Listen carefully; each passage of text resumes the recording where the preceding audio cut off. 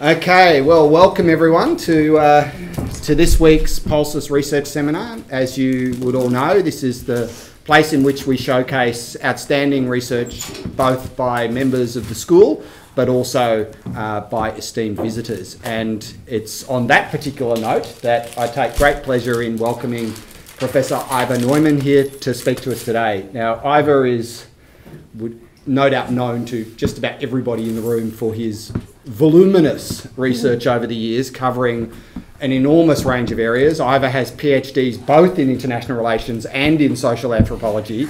So his work spans a whole range of areas from IR theory through diplomacy, through practice theory, and he has a particular special interest in Russia, on which he's going to speak today.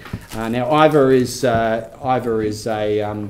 well known to members of the school. In fact, there are a number of his classmates from Oxford that are sitting in this room that they were just sharing in slightly sort of bizarre graduate student sorts of jokes, which I won't repeat here because they're not repeatable. But anyway, he has a very warm welcome from this community. So Iver, over to you. Thank you so much. And excuse me for picking out on this brownie, but my mother was a dentist. So, you know, ever since I moved away from home, I've been eating sweets at every possible turn. Oh, it's now been 40 years. And you have no teeth. Well, you mentioned grad school, and it's very nice to be here and very nice to see Marianne and Tim again. I did my doctorate on, well, it was an interesting situation because I came up and I was supposed to do an MPhil on the relationship between the Soviet Union and the European community. And a couple of years in, both those entities had disappeared. And I'm sure that those of you in the midst of the throes of writing a doctoral thesis can see the angst involved here. You know, fucking bollocks, my object is simply vanishing in thin Both air. of my variables gone. It's not even sketchy, you know, it's just gone, right? So I thought, having an historical bent of mind, that the only way to be ready for their reappearance was, or for Russia's reappearance, was to go back in history and try and have a look at the long story. So I wrote my doctorate not about how the Soviet Union had related to the European community in actual politics, but I went back and looked at how has Russia represented Europe over the last couple of centuries. And the book was published, and then the publisher came back a couple of years ago and said, you know, it's been 20 years and a few things have happened in the way Russians are talking about Europe since that book came out. So maybe you would like to do a second edition. And you know, that's an offer you cannot refuse. So I went back, and it was an incredibly depressing thing because, of course, the key finding, I knew what the key finding would be. There had been a 180 degrees inversion of the debate. And I can say that because as a post-structuralist, I would have expected a lot of variation and new themes and sort of blind alleys, you know, that hadn't been followed up and stuff. But no, I mean, it was the structuralist dream. The whole thing was there, except that it was stood on its head. And that's politically depressing, but it's analytically super interesting. Because someone like me would expect change, and there it was, in variation. So what I'll do is I'll simply lay out the findings of that reading of the 25 years since the fall of the Soviet Union, and how Russia has been representing Europe and the West, particularly Europe. I know this question will come up, so I'll just say I concentrated on Europe. I should have done both Europe and the US, but in Russia they quite often conflate Europe and the West. They say Zapad, and they mean Europe and the US. Sometimes they mean just Europe, etc. And the key, this is a discourse analysis, and the key thing about a discourse analysis is that you will have to take the concepts that you find on their merits. You don't impose analytical categories. You work from inside with the categories hermeneutically used by the agents themselves. So the basic And this, any textbook of European history will have a parallel to on this. The basic thing in Russian identity debates is the relationship to Europe, and the basic pattern is a fight between Westernizers and what used in the 19th century to be called Slavophiles. And I think the deep background to that is simply that when Russia emerged from under Mongol rule in the 1400s, they discovered a pretty looming West. There was Sweden, there was the rest of Europe. And contrary to every, and I mean every, other political entity that encountered expanding Europe at this stage, Russia was able to consolidate and stand up to the European pressure. And they did that by mobilizing the state, by building up a strong state where they killed off the aristocracy, or not, well, partly killed off the aristocracy and put the rest under strong surveillance from top. And they did from the top, and they did this before.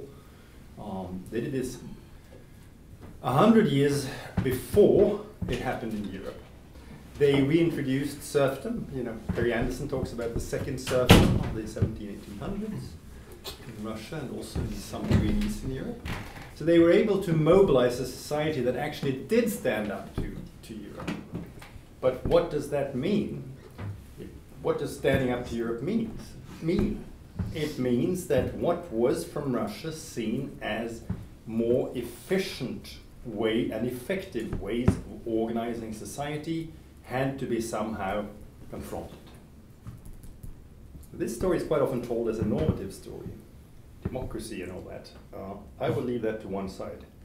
The key thing for the long historical period is that organizing society as a pluralistic undertaking does produce more.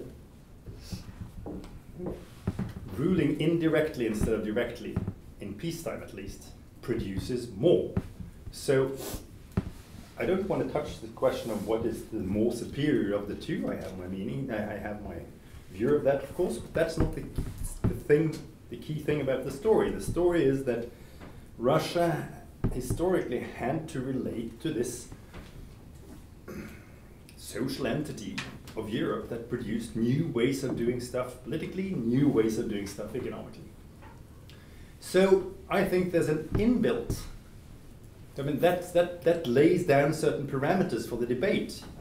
When you are placed next to a social entity that keeps on coming up with new models of how to do things, that inculcates a certain sort of way of discussing what to do about your own society.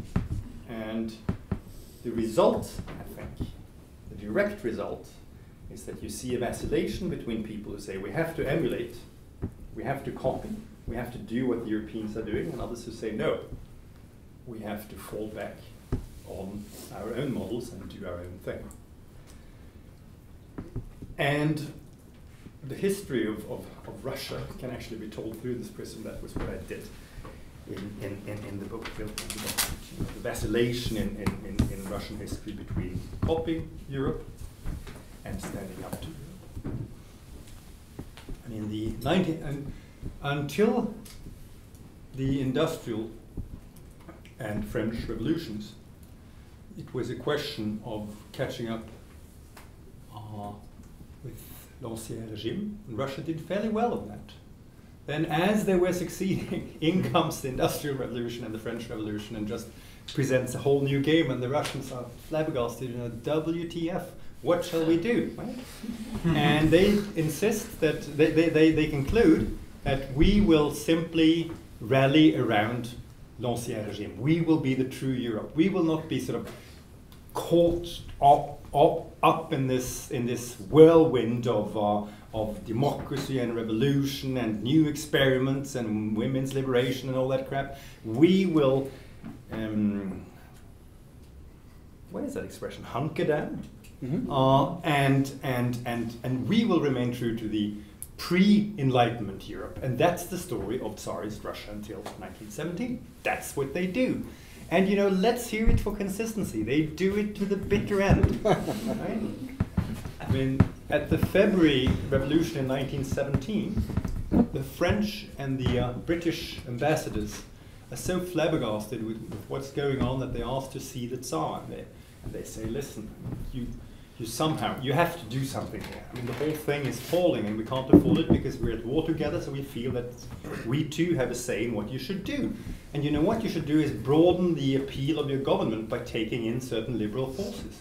And the Tsar just balks and say, you know, I'd rather go down, and so he did. So consistency, I mean, Russians are good at consistency, I must give them that.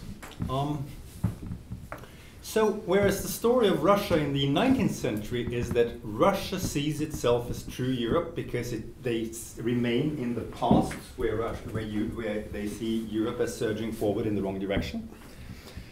With the Soviet Revolution comes again a 180% inversion, because of course the communist idea is we are true Europe because we are embracing the future that Europe itself refuses to embrace. Right?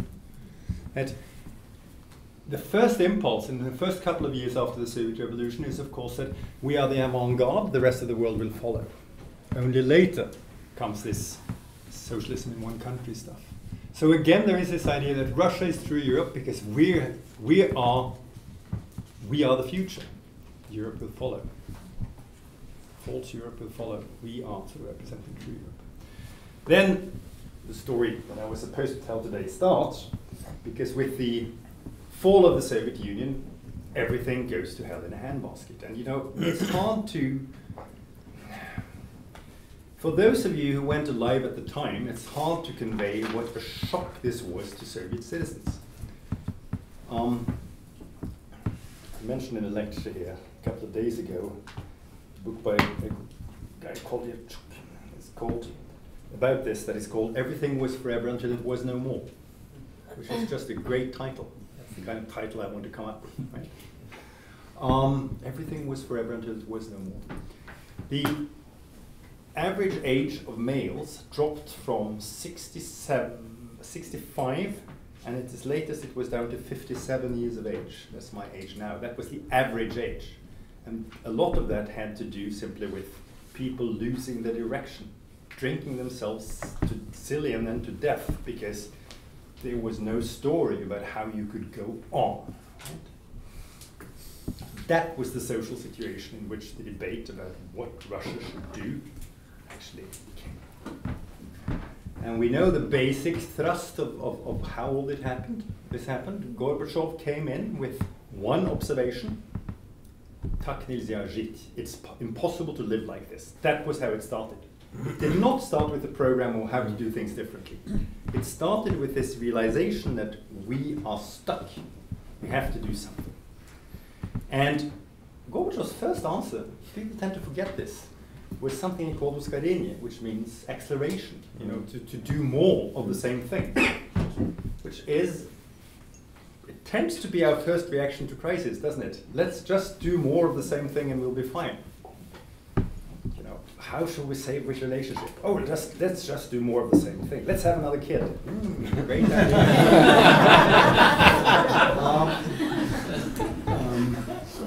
So that didn't work.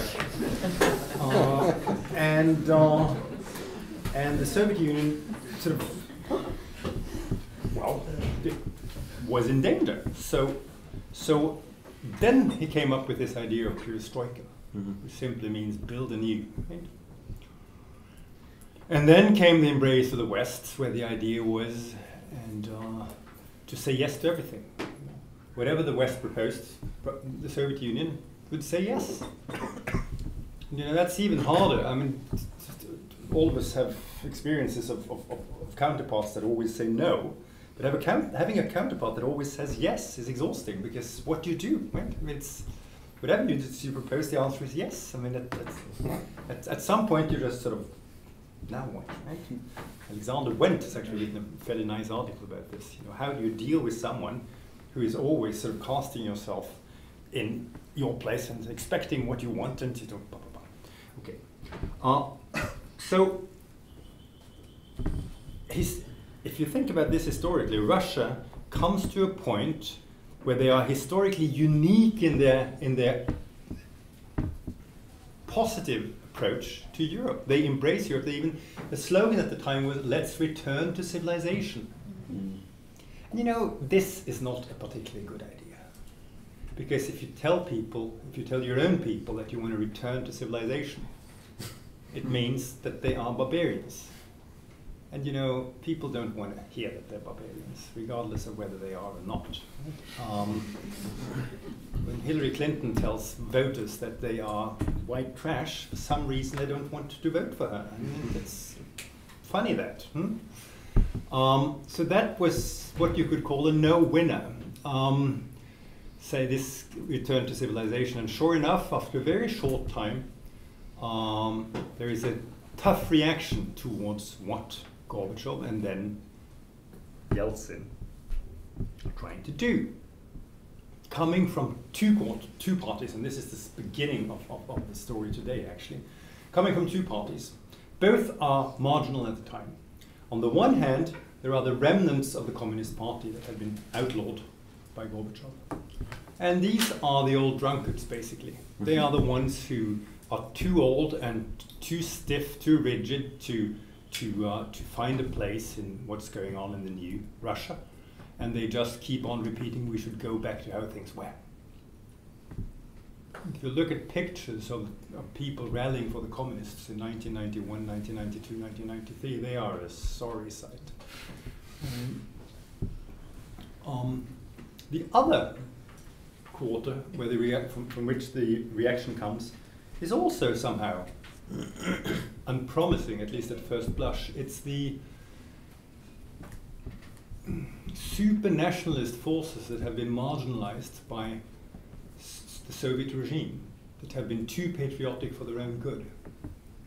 And this was a sort of, it's important to remember that we had that through the Soviet period. I don't know how many of you have read Solzhenitsyn's Gulag. Wonderful books, a bit long, but wonderful. There's one guy in there, sort of, he's in the Gulag because he's had tattooed Stalin's face on his chest. And that's just too much. You see, there are two ways of getting yourself in trouble in a totalitarian regime. You're doing too little or you're doing too much. And he had just done too much. So they tucked him away. And these guys are the ones who are doing too much. They are guys like Alexander Prokhanov, who was known as the Nightingale of the military high command. They are guys like Alexander Dugin, a sort of university dropout who had to sort of do his doctorate in one of the natural sciences because he simply wasn't accepted in the history and social sciences departments as being too wild. A number of these people who are sort of somehow, well, let's be polite and say that they're not mainstream, right? And these two camps quickly become known as the Red-Brown Alliance because they embrace one another on the basis that Russia should have a strong state. They are anti-Western. The idea of liberalizing, the idea of having more than one power in the land is abominable to them. Some of them coming out of a communist tradition, some of them coming out of what I would frankly call a fascist tradition. And they find one another in this, it's an anti-thing, because they find one another in the fact that they have a common enemy, which is the Westernizers, which are the Westernizers. And then there's some very interesting discursive footwork going on in how these two camps are embracing one another. For example, said Alexander Dugin sets up a little party called the National Bolsheviks in 1992. Those of you who know your German or Russian history know that the National Bolsheviks were the ones in the 1920s. They didn't give a fig whether the economic system was fascist or communist. They simply wanted strong leadership. Right? So whether the shirt was red or black was uninteresting to them. They sort of found their way into an alliance known as National Bolshevism. They had to be purged from the German Communist Party. There was a strong sort of wing of of the Russian communist movement that belonged to this. So historically there are precedents for this. If you open a parenthesis and I'll insert an alien element, namely Western political theory, if you look at Hannah Arendt's work, you will see that she insists on that this is the natural coming together of totalitarians. Someone like Leszek Kolakowski, in his 3 volumes on the history of totalitarianism, does the same thing. So there's another talk to be given here about the political implications for political theory of this coming together that we've seen in Russia over the last 20 years of fascists and communists. But I will close this parenthesis because this is not my topic today. The interesting thing, I think, is how the Reds and the Browns, how the old communists and the new fascists find one another in an embrace, and this is the key stuff, of the state having to be strong, meaning not indirect rule. We're not talking governmentality here. We're not talking Foucault. When Russia says strong rule, they mean one strong man who's taking out the whip, right? And giving thou shalt. And we know who that is. That is Putin. He's been doing this very well since the year 2000. Those of you who know Russian know that Putin is on TV every night.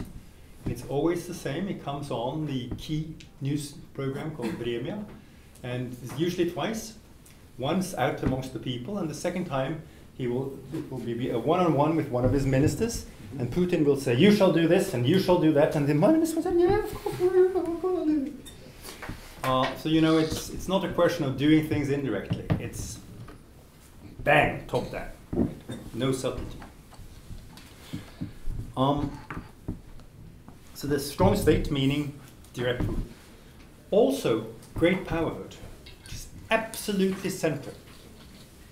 I have yet to find a Russian who is not convinced that Russia is a great power. Regardless of what the actual situation is, regardless of the indicators, Russia is a great power because it's a great power. And again, Dugin does a great job here. A lot of discursive work goes into this. You have 3 disparate, I started by talking about 3 disparate, I tried to suggest that there are 3 very disparate periods in Russian history. Tsarist period, the Soviet period, now. Now what Dugin does is he says these 3 are glued together around the story that Russia is a strong state. He then adds, and you know, hold on to your chairs, that Russia is God's chosen country. I mean, this is something that we haven't heard for a while. I mean, if someone came up and said that Denmark is God's chosen country, or Australia is God's chosen country, that's true. Well, of course it's true. The only other country I know where this is kosher is the US. Yeah. But you know, at least in Europe, I mean, we can think this. I mean, I know which country is God's chosen country. You know, I mean, we all do. But you know, saying it is kind of, isn't that a bit gross? You know, we don't do that. Huh? But in Russia, that's just, there we go. And the set of indicators that are used to demonstrate Russia's greatness is very interesting because it's all about, you know, Russia is strong where Europe is decadent. So it's the relationship to Europe. And when you ask for proof, they say, look at homosexuality. They haven't discovered transsexuals yet. It's just a question of time. There's a rather large Russian literature now on how Europe is a place not only of pedophilia, but also of infantophilia. They have sort of fairly regular reports from Europe about how kindergarten children are inculcated with homosexuality. And I saw one from of course I have to follow this, I'm a Norwegian, a sort of 10-minute reportage on the key newspaper program from a kindergarten in Norway about what was going on and how Norway was stealing Russian children. The reason given for that was that the gene pool of Norway has deteriorated so that they need some strong blood. What they do to these Russian children is that they inculcate homosexual propaganda, and there were pictures from the kindergarten of naked males making out on the wall in the kindergarten. And you know, interesting as that might have been, it's simply not the case. Fake news. That is what we call fake news, yes. But the interesting thing is that this kind of representation of Europe is not new at all. It has not been there during the entire communist period, because Europe was wrong in different ways during the communism. But if you go back to the Tsarist era, this was a standard thing. Europe was decadent. Not so much homosexuality in the 18th century, in 19th century, although that was mentioned. It was basically the strong position of women that was wrong. But the sexual thing is very important. And you know, Anne Norton and a number of other people have directed us to the body, said that bodily difference is particularly interesting for when you want to construct political difference. And I think the Russian case bears that out. Another thing is that Europe is rotten. That was not a key thing that was not mentioned during the communist period either, but it's come back with a vengeance. In the writings of Dugin and his ilk, Europe is rotten. And you know, calling a polity rotten is very interesting because it follows, if something is rotten, there is only one outcome. It will fall down from the tree and disappear. And something else will have to replace it. And guess what that will be? Where will the rejuvenation of Europe come from? Of course, from the East, from Russia. Ex Oriente lux. Russia will revitalize Europe. And how is that going to happen? That is going to happen through Russia's ever-increasing ties with the far right of Europe. Putin's Russia, 2 years ago, Putin's Russia entered a formal deal of cooperation with the Freedom Party in Austria. And we know that a number of the extreme rightist parties in Europe are being financed by Russia, including Madame Le Pen's French undertaking. And you know, again, this is not new. Most newspaper sort of coverage of this sort of seems to think that this is new, but pick up any novel by anyone, Joseph Conrad, whatever, on Russia from the 19th century. There will always be some agent provocateur from Russia inside some European leftist movement. And you know, Marx was talking about Russia as a gendarme of Europe because Russian intelligence had their tentacles all over the political sort of thing. And Russia was bankrolling political. I mean, this is a Back to the Future kind of thing. We've been here before. Russia is drawing increasingly on a discursive and practical repertoire that we should recognize from the 19th century. Of course, in a new tapping, but we've been here before. So, what started in 1990, 1991 as a small and ragtag opposition to a westernizing program has taken over in Russian debates. And that has happened in two different ways. One way is that there's been a galvanization of communists and nationalists in one movement, and also of different stripes of nationalists. If you look at what there was of nationalism in Russia during communism, forbidden nationalism, it came in two different tappings. There was a romantic nationalism, which celebrated the soil and all the rest of it, and there was a xenophobic nationalism. You will be hard put to find remaining romantic nationalists in Russia today. These xenophobic nationalists have taken over. So that's one key thing. The other key thing is that the Western position has simply been marginalized. There are a few liberals left in Russia, but very, very few. I mean, Khodorkovsky, the exile, is one, but note the exile.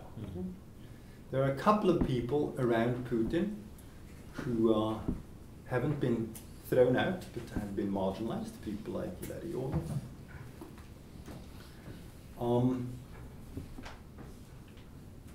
But the liberal position in Russian debates have basically faded. And of course, the key here is the position of the state. I think the answer people always, the question people always ask at this point is this turn to nationalism driven by the state? Or is the state simply following the debate? And I think in a country like Russia, where the state is so imbricated with society, so heavily dictating the way debates are going, that is not necessarily the right question to ask. Because, well, let me rephrase. You may ask the question, but it would be very hard to find an answer to it, because the two are co-constitutive. We learn from the literature on the state that the state is historically an institution that will have to find some kind of balance between different forces in society. The young Marx was big on this, Durkheim is big on this, Weber is big on this. Well, all state theorists are basically big on this. And there is that. But it is also the case that the state has, I mean, if you follow, for example, I sat down and I read the major speeches of Putin from his start as prime minister in 1999 and up until today. And it's very interesting because he consistently becomes more and more nationalist. The key turn, I think, is in 2012. And the basic reason, not the basic reason, the immediate reason, the reason why the turn was decisive at this stage was bourgeois demonstrations, particularly in Moscow, but also in other large cities, that demanded free elections. That was the one thing that wasn't tolerated. So in 2012, in a square called Bolotnaya, which means Sump Square, which I think is an interesting name for a square, the police went in and just bludgeoned everybody into silence. There are still people waiting 4 years.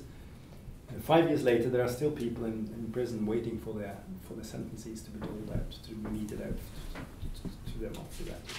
But, that was a clear break. So we don't want these kinds of demonstrations. These sort of westernizing hopes for sort of a turn to Europe is over. And just to underline how heavy this program has become, the Minister of Culture came out with a draft for a new overall cultural policy for Russia 1.5 years ago, and it concluded that Russia was not Europe. For someone discussing the Russian debate about Europe, that was just a good finding, right? Because here we go, Russia is not Europe, right? That's a pretty clear-cut statement. Interestingly, one group of people rallied. We rallied. The social scientists of Russia rallied. They don't have them in social scientists, but they have philosophers, historians, and the philosophical detachment at the Academy of Sciences came out, all of them, and wrote a letter saying this is hogwash. And actually, the formulation was changed. So the debate on Russia and Europe is still going on, but it's still quite clear that there has been a very heavy turn to a nationalist Russian project. I've forgotten one marker that I should mention, namely Christianity. You may not have realized this, but Russia is the world's last hope for Christianity. Europe has abandoned Christianity, but Russia is still there to maintain the flag. And this is the point at which this discourse analyst struggles not to start grinning. Because I was there when the Soviet line and the Soviet propaganda was atheistic. The Soviet line, particularly in 20s and 30s, in the villages, was to go out in the village square and say, "Hey God, if you're there, strike me down. Hey, look, I'm not struck down, God doesn't exist." And it was a totally stupid atheist program going on for 70 years. And now suddenly, Russia is Christianity's high hope. Well, coming from a country that had a state church through that period, I think this is a bit rich, you know. I mean, but no Russian that I've come across, you know, bats an eyelid. You know, that's just, yeah, of course Russia is God's chosen country. We knew that all along. Except for the 70 years of communism. But you know, that's a short historical period. Conclusion.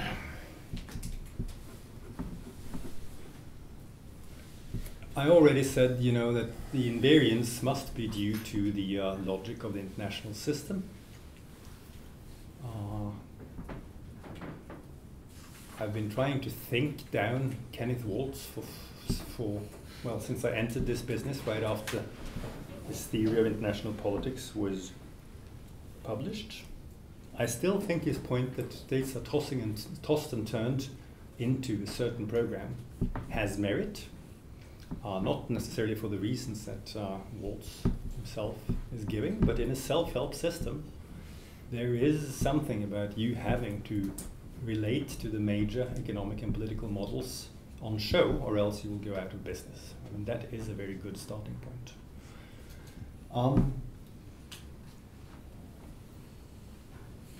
Couldn't we have expected some more creativity from inside Russia? Aren't there other ways of relating to the world than either copying or denying European models? I mean, Russia is a fantastic example of what Nietzsche calls ressentiment, by which he means, I mean, he was studying the German Social Democrats. And his complaint against the German Social Democrats of the 1880s was that they were just looking at bourgeois society and saying that everything that the bourgeois thought were good was bad and vice versa. Mm. They were like Satanists, you know, they kept the cross, they just stood it on his head. Right? Or like a photo where everything, if you look at the negative, everything that is black becomes white and vice versa. And Nietzsche's complaint is that that is not creativity. That's not very good thinking. I mean, that's just inverting stuff. And you know, having had a lot of kids and seen how they oppose you, we will all recognize this. You know, if you think something is good, they think it's bad for some period. But then somehow they grow up. Well, some of them grow up anyway. You know, there is something about this ressentiment. I've been looking for alternative ways of setting up society in Russia now since I started studying Russia in the early 80s, still haven't found any. The social creativity is almost nil. This is dangerous stuff. The other thing that is very dangerous is that you will probably have noticed that in all the tropes, all the diacritica, all the representations I've talked about, it's all about what a Marxist would call voluntarism. It's all about willing things into existence. None of these people talks about material stuff. Mm-hmm. Nationalists simply don't want to talk about the economy. And Putin follows suit. Some 8 or 9 years ago, 40 sectors of the economy were pronounced strategically sensitive, meaning that they shouldn't be touched because they were important to the country's defense, which basically means freezing every single debate about economic reform. So the country, I mean, everybody who knows the first thing about economics knows that Russia is dependent on its oil. It has little or no advanced industry. It's basically a basket case. So you would have expected people to put creative energy into sort of coming up with something, but no. The entire discourse is towards willing the world to be different. And I'm no Marxist, but I have a materialist side. I'm definitely a Weberian. And you know, this will go to hell in a handbasket.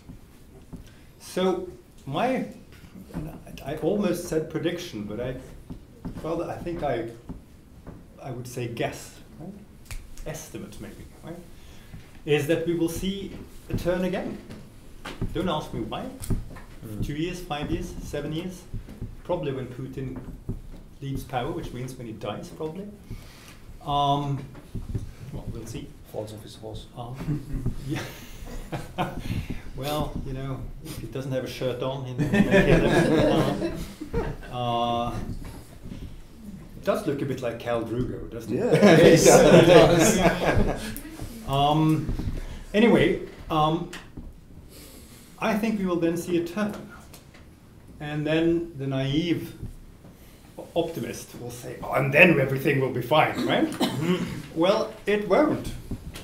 Because we saw a number of periods of economic reform under Tsarist Russia. We saw the new economic policy that came right after communism came in. We saw NEP, you know. In the 1960s, we saw the Lieberman reforms. Then we saw the economic reforms under Gorbachev, and in the 1990s there were also economic reforms. But it all failed. And why did it fail? Because the whole point of economic reforms in an authoritarian regime like Russia is to make way for other agents in the state who will come up with creativity and do economic stuff. And of course they do. All this stuff about Russians not being entrepreneurial is just hogwash. Of course they're as entrepreneurial as the next people. But once they amass economic power, as all economic agents, they will insist on trying to convert that to political power. And then the state will freak out because there can only be one political power in the land. And will strike them down, and that's the end of the story. And we have no guarantee that won't happen again. So there will be an opening to the Western copy, but will that last? Will that produce another Russia? I'm not convinced at all, because structurally the possible reaction is that the same thing will happen as it happened all the other times when economic reforms have been attempted and political reforms have been attempted in the Soviet Union and Russia, namely that they will be struck down in the name of political stability. And since Russia insists, all political sort of agents in Russia insist on Russia being a great power, the drama will just go on. So I'm sorry that I don't bear better news. And if this had been ancient Greece, you could now kill me because I'm a messenger of a bearer of bad news. But since we still, even in the age of Trump, and audience believing in exchange, I suppose you won't kill me but ask questions. Fantastic. Thanks, Iver.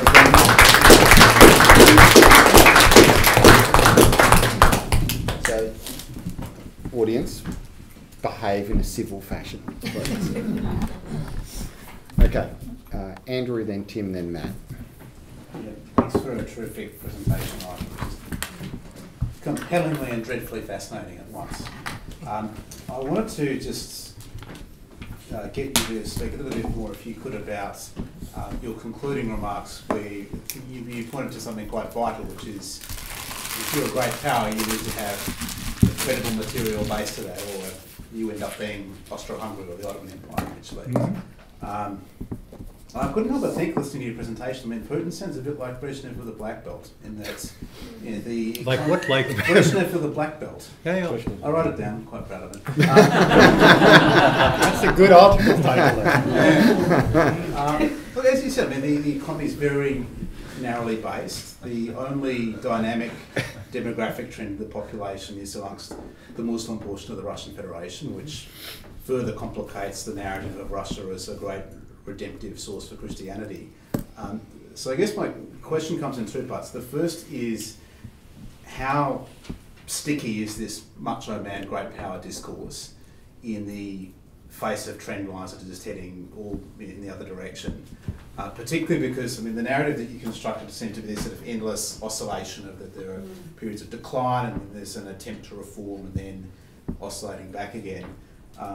And the second, just as a writer of that, is that the presentation is primarily geared to Russia's relations with the West, but now Russia's got a two-front challenge in that it's got a very large, dynamic, rising Asian power sharing a land border. So I'd really be interested to get you to speak to that in terms of how much continuity is there likely to be, given Russia's trend line is down, and given in the context of the international system that's located in, now it's in a two-front scenario. Do you want me to take them one? Yeah, we'll start off one on one. First one is simple, the second one is not so simple. One shouldn't trust Russian statistics, but they say there are 143 million, and that's probably true. And given that China is on its way down from 1.4 billion, and India is on its way up from 1.1 billion, that's small fry. Russia doesn't see that way at all. A psychoanalyst would say that they're in denial. Russia is great, you see. Very, very great. And of course it's true, in terms of territory, it is huge, it's humongous. You know.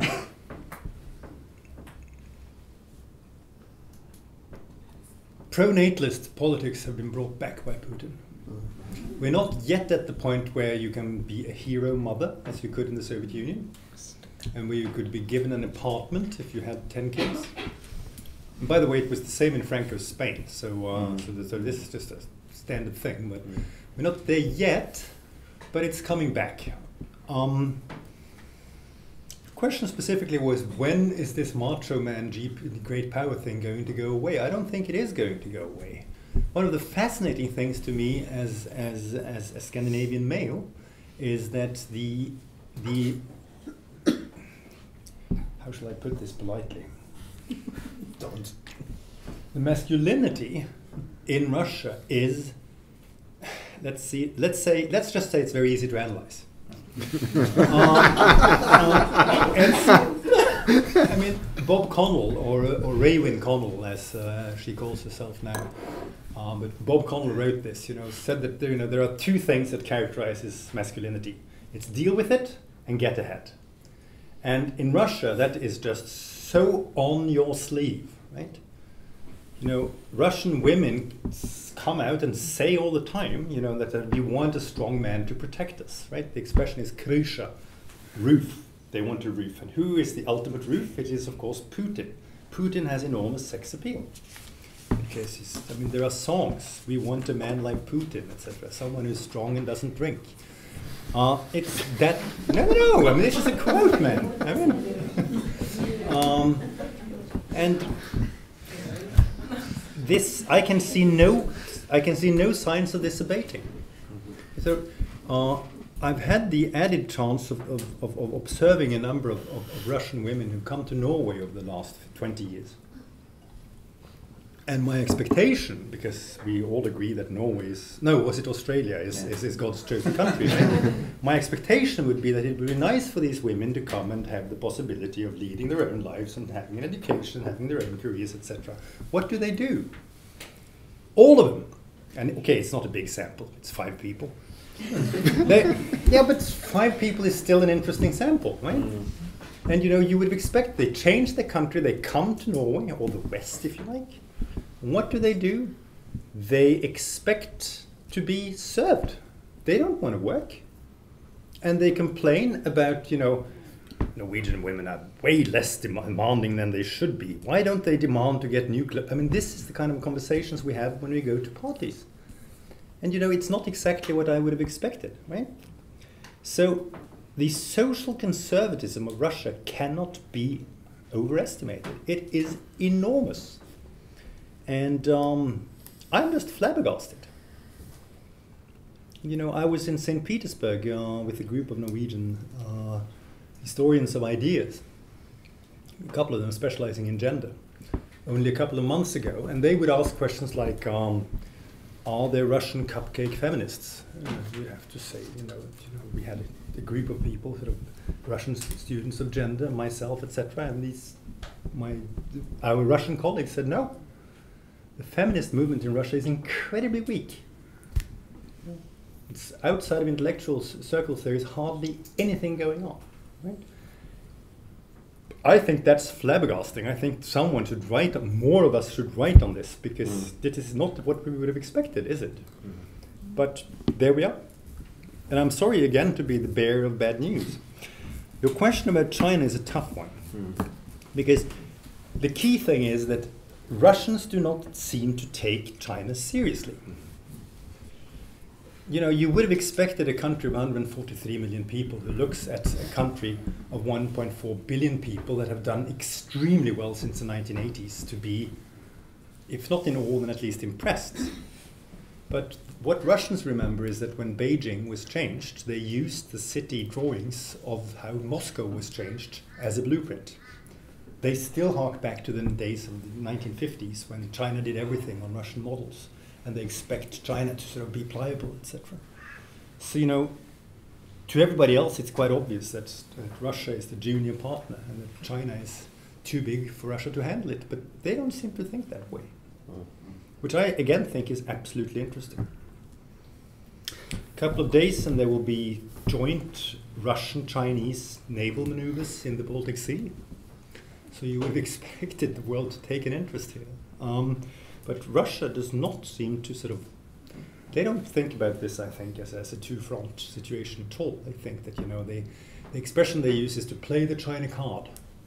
And they quite often quote Dostoevsky's diaries, where he says that when we are thwarted in Europe, we will go to Asia, because there we can be masters.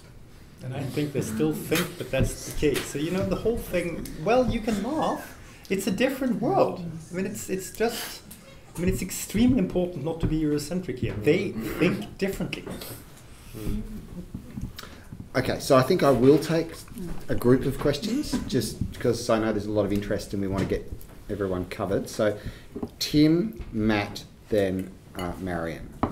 Thank you, Iver. After hearing some of your related talks over many decades, it was really enjoyable to listen to. I've not heard a previous talk with relate advice, with relate counselling advice scattered through, which I deeply appreciate. I'm sure it's an important take home for us all.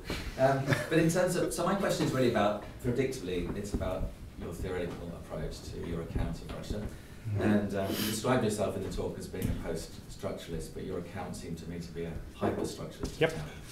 And on the one hand, that might be the narrative versus the theorist, and I was kind of interested in that relationship. But I suppose to put it in a very pithy way, where's the post in the post-structuralism? Matt. Thanks, Iver. I was wondering about mutual constitution.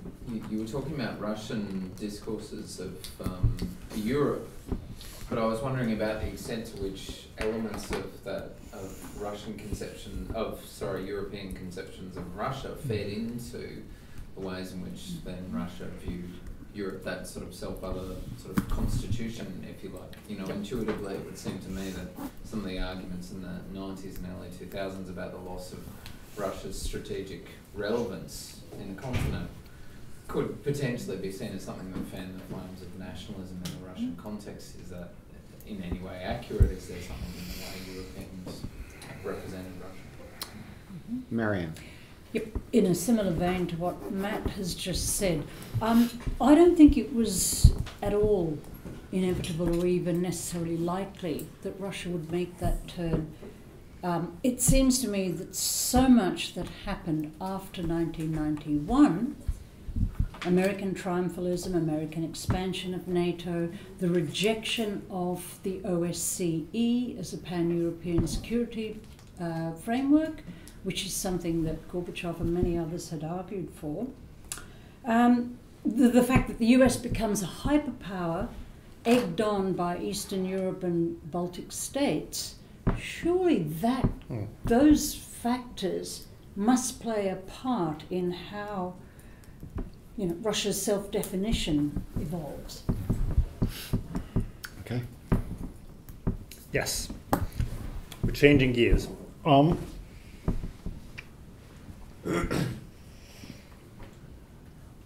To Tim, as I tell my students, post-structuralism is still a structuralism. I mean,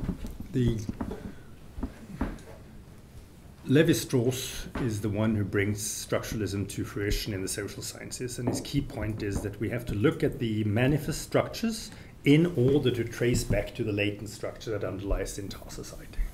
And along comes people like Lyotard and Foucault in the latter half of the 60s and say, what if there is no latent structure? What if manifest structures are all there is? So that there is no master sort of structure holding everything together. What you see is what you get. And I think that is so.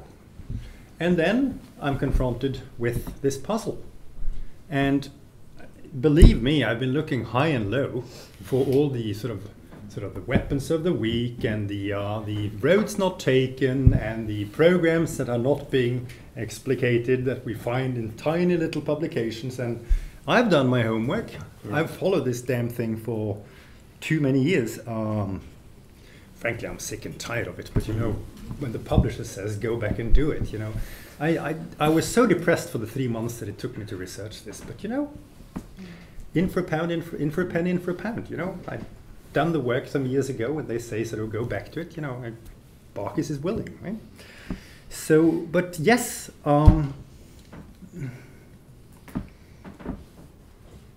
it simply reminds us that for discourses to bloom and for a number of different things to be there, the preconditions have to be something like what you would call a liberal society. It is very hard to find a fully fledged post-structural situation in anywhere else than a postmodern society, and Russia isn't a postmodern society. Russia remains a modern society, I would argue. Late modern, but not postmodern. So you cannot be a theoretical position has to flow from the kind of social environment that you're in, and it's very hard to think post-structurally. You can try to think post-structurally about Russia, and I am trying to do that. And there are even Russian scholars. We have colleagues like Vyacheslav Morozov, who are doing this kind of thing. But what we're able to find in terms of other ways of seeing the world is very limited. But we do find it. For example, there is a thriving gay scene in St. Petersburg. So there are these islands of other kinds of people living other kinds of lives, but you don't find it on the level of general discourse. Which also is an interesting reminder of how these things work, I suppose. To Matt, obviously important. I mean, it is. I mean, there is no such. I mean, this is not a Tina lecture. There is no alternative. That's not what I'm saying. But I'm saying that heavy historical structures asserted themselves. I'm not saying that it was inevitable. I'm saying that it's not surprising, which are two different things. And of course, the West had something to do with this. And there is an interesting book about it by a guy called Prozorov, who is looking at this and says that, you know, his argument is that the West and Russia fed one another's worst expectations, and we got the worst result possible. Now, I wouldn't go along with that, because the West could have done other stuff. You know, they could have said, okay, let's throw out NATO and the EU and embrace the OECD. But why should they do that? You know, there was demand. You know, Central and Eastern Europe wanted into these structures. This was not something that was it was not a color revolution kind of thing. There were sort of social movements in these countries that wanted to join the EU and NATO. Was the US too keen and too quick on embracing that? Probably. But it was not very easy to say no to these people. Right? We're doing it today. We're saying no to Georgia and Ukraine. It's not unproblematic. It's probably the right thing to do, but it's not unproblematic. But you know, the situation back then was such that it was very problematic indeed. And you know, giving the discourse through the Cold War about how these countries had been, to use Bielan Kunder's expression, kidnapped by the Soviet Union, it would have been very, very hard indeed to say, no, you can't join the EU, no, you can't join NATO. So it's more NATO membership that's a problem, much less EU membership. Well, one kind of followed the other. So, could the things have been different? Yes. Was it likely that they should become different? No.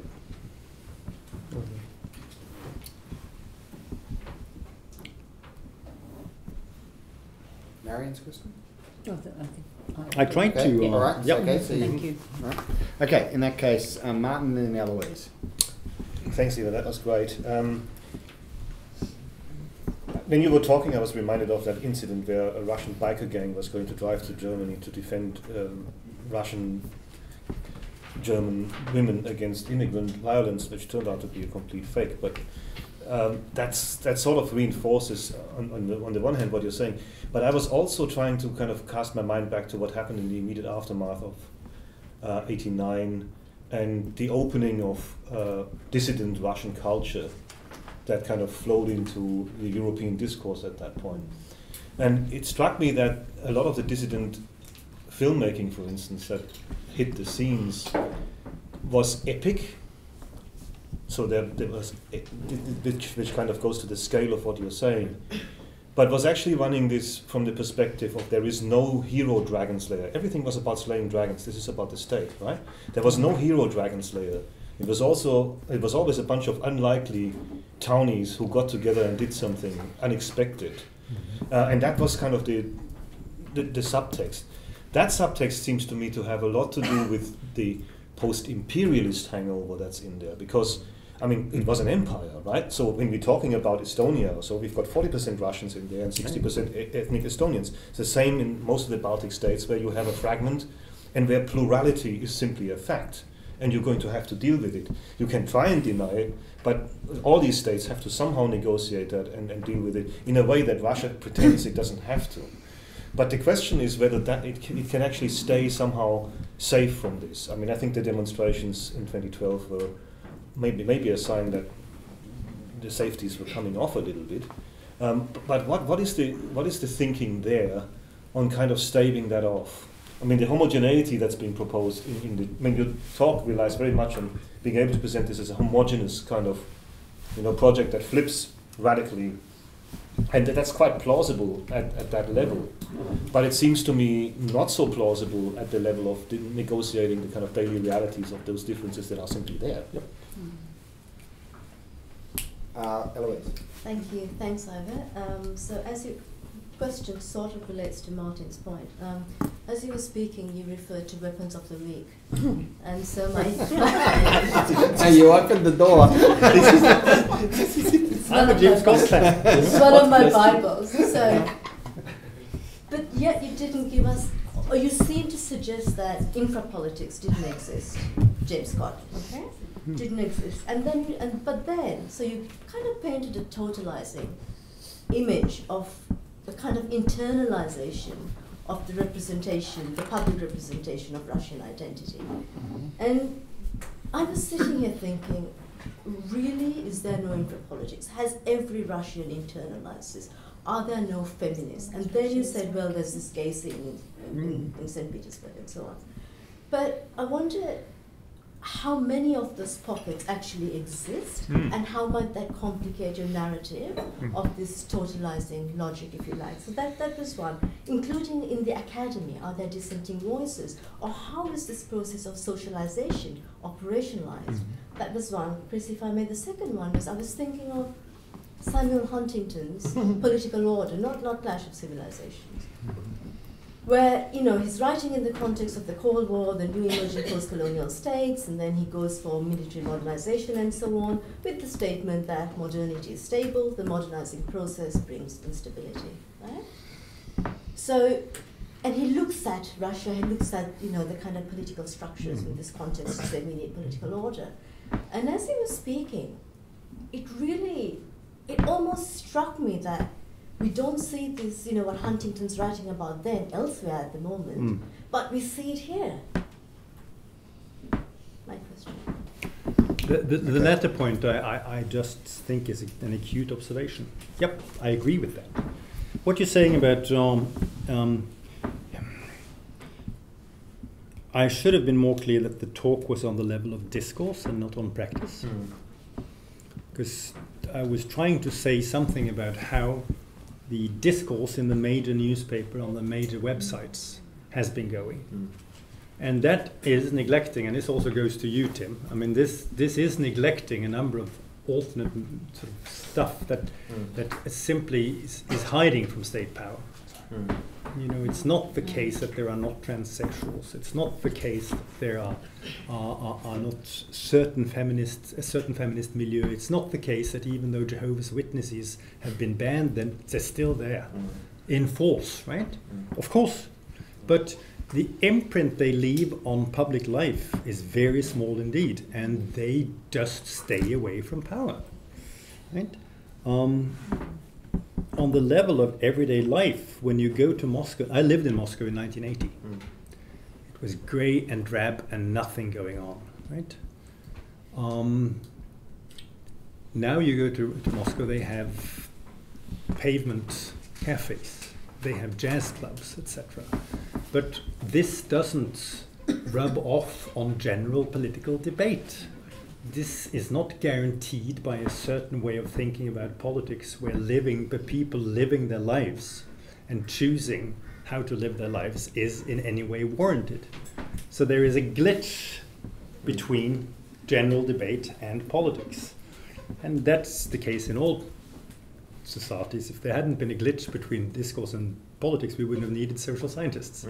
If people did what they were supposed to do and told to do, we wouldn't have needed social scientists, because what was said and what was done would be the same thing. Thank God it's not like that, right? So yes, of course. Let me try and defend myself here. I painted a totalizing picture because I focused on the general discourse in Russian society. Let me take an example. I spent some years in the 1990s trying to find punk fanzines because That's what I was thinking. I'm fascinated by punk because I saw what punk could do like a society like Norway. You know, in comes something that looked like an inconsequential, antisocial, this, that, and the other movement. And in the course of a couple of years, the setting free of cultural stuff that happened in the wake of the punk movement that I was part of, believe it or not, in those days, was enormous, right? So I've been waiting for stuff like that to happen in Russia. You know, I'm no longer a political activist, but I did sort of spend a lot of time on supporting the Pussy Riot thing, because I thought that is... I agree with Putin that is the thin end of the wedge, as it were. I mean, there's a reason why Russia spent so much energy on fighting a phenomenon like Pussy Riot, because if you allow something like Pussy Riot, you are on your way to a pluralist society, right? And of course, Pussy Riot does exist. It exists inside a glass cage I mean, when they put them on trial, they put them in glass cages. But you know, they do exist. Biker gangs, you could also mention football hooligans. Yeah, right. I think this is super interesting. Yeah, and this is one of my major worries about Trump's America. Yeah. When Trump goes out and says no transsexuals in the military, guess what will happen to the transsexual in their neighborhoods tomorrow, or maybe as we speak. Vigilantes. And we see the same thing in Turkey. I mean, thank God Turkey doesn't have telephone directories. Otherwise, you know, these sort of vigilantes would have been at the homes, sort of beating up every single sort of. Well, okay, let's keep a calm head here. But the Baltics is one thing. I also take an interest in the Balkans, where these motorcycle bike gangs have been very active indeed. There was a case of. You probably followed the Montenegro thing, where there was an assassination attempt at a leading politician who was supposed to forestall Montenegro NATO membership. And certain Russians have been implicated, but you know, motorcycle gangs have been playing an interesting role. And there is particularly a group called the Night Wolves. They're very close to Putin's Russia. So. And you know, I don't know whether you saw the footage of the Russian football hooligans during the last football championship. That was pretty. That's a different scale.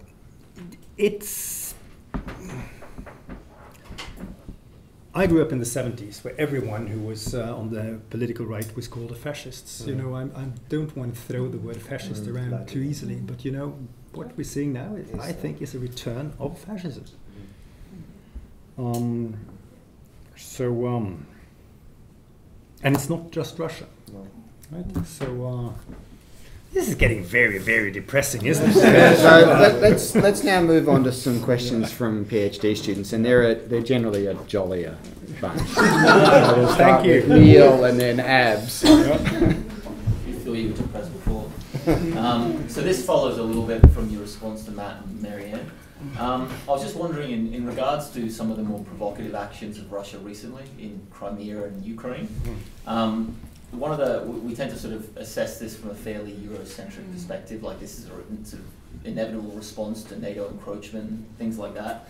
But so, going from your talks, to what extent should we understand this as almost like a performative exercise by Putin, and it's far less in response to these sort of international factors and pressures put upon Russia, but more speaking to the domestic context, and this is some way, and so yeah, basically sort of, what's the best way to look at some of these actions? Abs. Thank you very much, Professor. Pardon my naivety. I have this fetish for titles, and I like the title of your talk. What caught my attention is the Russian term from Europe, but I didn't get a sense of what that exactly means in the presentation. The link between Russian term. What do you mean by Russian term? by Russian term. Russian term or Russia's term. Could we answer that by the question, for example, by likening Russia to China? Legro 2007 has this article, what will China want? So it has to do with purpose of China, to be able to define what Russia's turn would be. But if you ask that question, I think the conclusion, I love your conclusion, I learned a lot from it. The conclusion would not end with Waltz and Nietzsche, etc., but it might end with Wendt. Juxtaposing Wendt and Waltz would be a question of power, relationship with power and collective identity. So it begs the question, what exactly is Russia's trying to do in light of its self-conception or identity?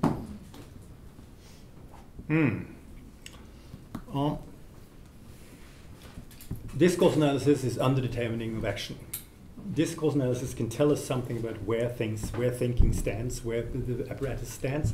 It can tell us something about the bandwidth inside which action may happen, but it is totally underdetermining when it comes to sort of the link to actual politics. And you know, it's been the one thing that has been worrying me about this, the growing sort of popularity of discourse analysis over the last 20 years that I've been part of, is that people have some people tend to feign the idea that discourse can actually predict action. It cannot, right? Mm-hmm. When that is said, it can make some actions more. We can demonstrate how some actions are more plausible than others. And my reading of you mentioned Crimea, you mentioned Ukraine. You could have added Syria, I think. Is that Russia? A very important aspect of this is that Russia does not want to be forgotten. Mm-hmm. It needs attention. Mm-hmm. Right? It wants to be remembered. We are still here, right? And this is stuff that Russia cannot afford. So in the long run, these are, I think, my reading of this is that these are suicidal politics, because it's very expensive. Mm. I mean, in Syria, okay, as long as they don't put boots on the ground, it's not that expensive, and they can learn a lot about their how their weapon systems work, etc. And they can demonstrate that there's still a power. But if they fall into the temptation of putting boots on the ground, it would be very expensive indeed, and they can't afford it, and they know that. Same with Ukraine. This is just one of the worst foreign policy moves I've ever seen, because Ukraine is a deeply divided country. Eastern Ukraine has a lot of sympathy for Russia. Western Ukraine does not. But Ukraine, as an entity, understands how Russia is thinking. They've had a political union with Russia since 1654. They know, for better or worse, how Russians think. And they are close to Russia in a cultural sense. This is, I mean, every time there's sort of something about sort of corruption in Russia, you look at this political situation in Ukraine, and it's fairly similar. It's not the case that Ukraine has turned to the West in the way they're doing things. They're still doing things in a very, should we say, Russian way. So you would have expected Russia to conduct a Ukraine policy that would keep Ukraine on board for the foreseeable future. And instead they've chosen a politics that has alienated Ukraine perhaps for 2 generations, certainly for 1. If you ask young Ukrainians now about Russia, they're rabid about it. You know, they're almost Polish in their anti-Russian approach. Right? And this may go on for sort of more than 1 generation. So, you know, is that worth it, what they're gaining? They're gaining a piece of territory that, okay, it has a lot of important military industrial installations, but it's highly unstable. And how can you stabilize things in that area particularly of Luhansk, easily? You cannot. And they're now, little by little, taking over. They're taking over the banking structure. They're taking over a number of the infrastructure things, so that it's being incorporated in Russia. This will be very expensive indeed. You know, the price of taking over territory in that way these days much higher than it used to be 200 years ago. You know, that should have registered. So I think the price they pay for being noticed is extremely high. The Crimea, I've noticed that a number of people seem to think that the Russian line on Crimea being theirs is historically true. It is not. You know, it's about as true as the German line of taking over the Crimea was in the 1940s, when Sevastopol was supposed to rebaptize as Theodorikhafen, because the Goths used to hang out in Crimea for centuries. And that was supposed to be, the Goths were supposed to be Germans, and therefore the Crimea was supposed to be German. I mean, this just doesn't follow. I mean, Russia had certain brushes with the Crimea before the 1770s, but they were very intermittent indeed. It was only under Catherine that Russia took over the Crimea. The line is that Crimea has really been Russian since Vladimir was baptized there in the 970s. This is not true.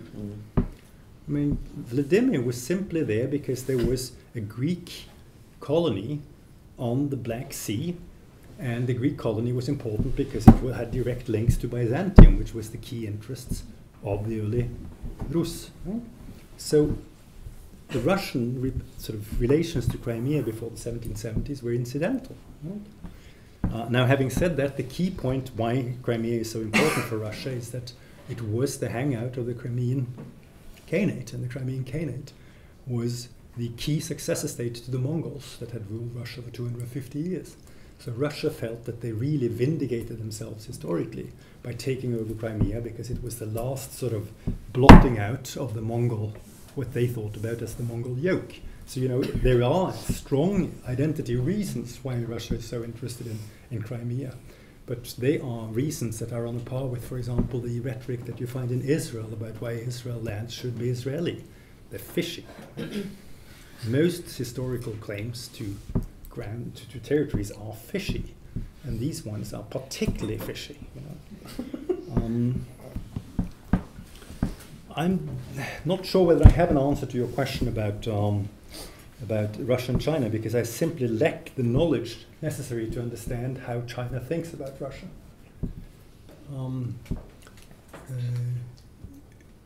But I'm sure that someone in the room will know more about Chinese-Russian policy than I do. We need Sarah Tate. Where is she? Okay, so we have Connie, and I'm going to jump in with a question. So I want to ask you a counterfactual as a way of flushing out what you think the underlying social forces are. So this is a repressive state. This is a state that relies on repression to retain the state as a structure in its present form. What would happen if that pressure was relaxed? What social forces would come to the surface in that context? What are they afraid of, and what do you think is lurking below there once the repression would be released? Norwegian pedophiles, apparently. So I'm asking what he thinks, not what the Russians think. Well, Well,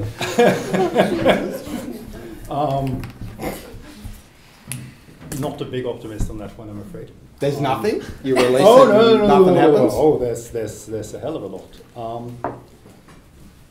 Well, we've seen it, because Gorbachev outlawed the Communist Party, and the Soviet Union was a party-penetrated state. You know, the party was the spine of the Soviet Union, and when you pull out the spine, we know what happens to the body. I'm sorry for using organic metaphors here, but the whole thing just, right? I mean, the Soviet Union without the Communist Party had about as much spine as a chocolat eclair, right? And what came up instead?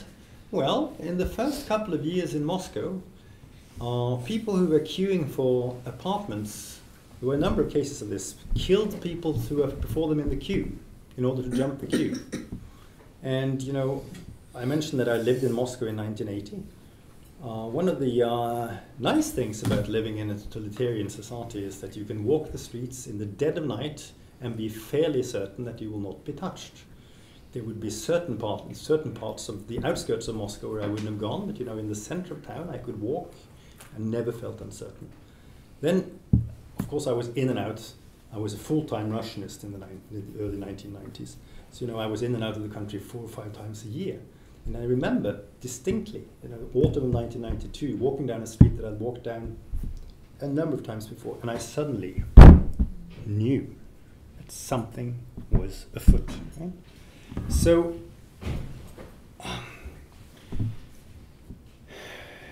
we know that there are sort of networks in Russia that work in and out of the state. I mean, the most well-known would be the network of Kadyrov, the Chechen network. Mm-hmm. The Chechen network is now so strong that a number of Russians fear that they are a real competitor for power in Russia itself. Mm-hmm. And they are posting pictures of politicians they don't like with the crosshairs on the face. And this has happened a number of times, and there's even been a tiny little Weapons of the Week campaign by certain Russian intellectuals against this. Right? That, you know, we have to stop these people. Some of it came to the surface with the Boris Nemtsov murder. That these people were implicated, but of course, as always in Russia, the small fish were arrested, whereas the big ones were not. There are certain networks that are anti-immigrant. They surface every time there are street battles on regarding turf when it comes to things like the ownership of the largest of the trade going on in the largest cemetery in Moscow. And that may sound inconsequential, but they have this huge cemetery that is a key meeting point for black work exchanges. I mean, all societies have this, right? You have places where you go and you can buy black work. In Russia, do we say black work in English? Black market. Black market stuff, right? But not only buying drugs and things, but if you want to have someone bumped off, for example. Say, you know, Andy insulted me in this seminar, so I go to this cemetery and say, you know, I want this man bumped off, or I want his knees capped off. So torpedo stuff, right? Yeah. So that would come out. The problem is that Russian society generally is so atomized that there would be few structures coming up of a self-help type. You know, this would not be the liberals' dream at all. Right. So your short answer is anarchy. We'll hold it there because I want Connie to get her question in. Yes, it is actually. Thanks, Iver. And this kind of, I guess, speaks a little bit to what Martin and Heloise have said, and also what Chris just said. I found it really interesting how, you know, you present the Russian perspective in general about Europe being corrupt and despotic and very decadent, and how this compares with, I guess, Putin himself, where I'm going to lowbrow this, apologies everyone, but his personal life, I would say, is particularly problematic in like it contradicts the image he's presenting. And then you look at the performance of, you know, his bodily power with the lack of shirt, and now it looks like he's had fillers and some work done. And so, I'll take your word for it. You know, like, I'm just interested, like, how well, as you mentioned, like, when he dies, how much of this kind of pressure of a kind of top-down control relies on Putin's bodily performance of power, and is there anyone who's going to be able to, like, that? Who's his little second-in-command dude that is often, you know, what is it? Who is he?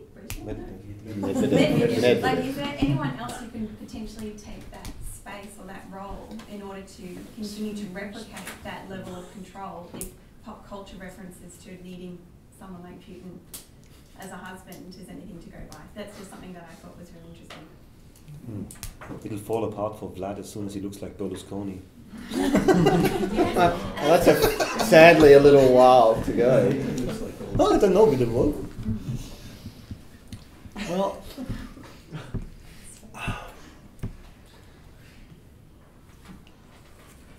in the last years of the Soviet Union, the leaders were so old that they died off every 10 or 12 months. And the Russians didn't like that, you know, because leaders are supposed to be strong in the sense of being able to take decisive action and force people into submission.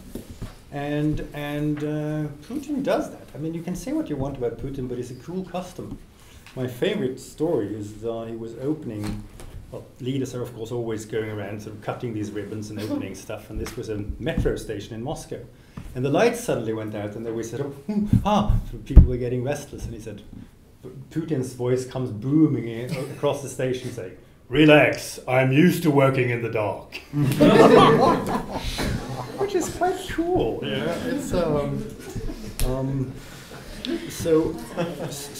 and Russians like that, you know. If the lights went off, is that what you did? They like the bare-chestedness, and they like him flying with cranes in order to point the cranes in the right direction. They like him diving in the Black Sea and finding amphorae from Byzantine times. I mean, they left it up. You know? What would happen if he died?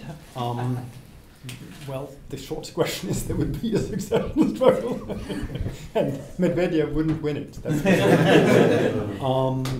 but the worrying thing is that now we're going into criminology. You know, my friends who have inside information on this tell me that it's getting harder and harder to talk to him. That he's delegating more and more work. And you know, if we compare this to the story of other autocrats, we know what's happening. I mean, he's taking less and less input from what's going on in society, relying more and more on his closest people to give him information. They're becoming more and more scared of being the purveyors of bad news. And that's, I mean, we've heard this one before, haven't we? Yeah.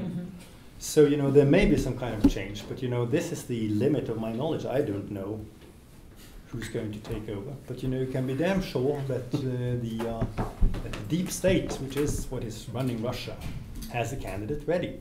That's Robert Mugabe. Isn't he a bit old? So there are people sort of waiting, but like all authoritarian regimes, I mean, this succession is not an ordered one. I mean, this is one of the good things we can say about democracy. We have a system for succession. They don't in Russia. So there will be a struggle. On that note, I think we've run out of time. We could go on for much longer, but if you can join with me in thanking Iver for a very fascinating